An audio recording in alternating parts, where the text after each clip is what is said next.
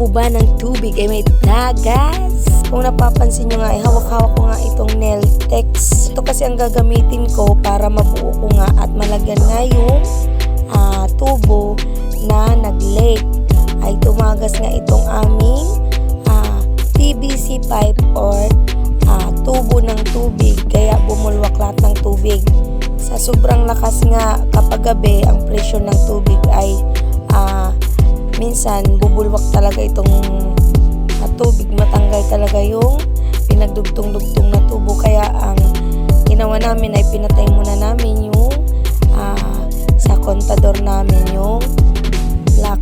At pagkatapos nga ay pinatuyo nga namin itong dulo ng mga PVC pipe na mga tubo nga ito.